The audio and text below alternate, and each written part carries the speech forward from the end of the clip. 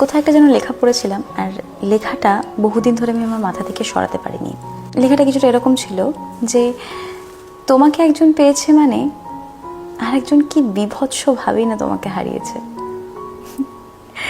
লেখাটা খুব ছোট্ট, কিন্তু একটা পৃথিবীর সমান বিশাল গভীরতা আছে কথাটার মধ্যে।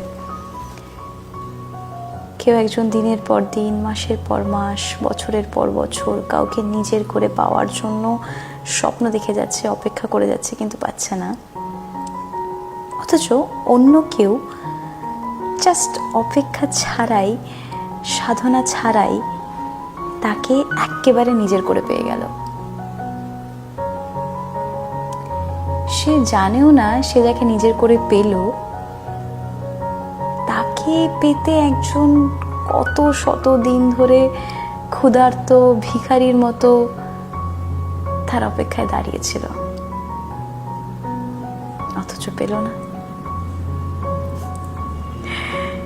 ছোট্ট কথা, কিন্তু কি বিশাল গভীরতা, তাই না?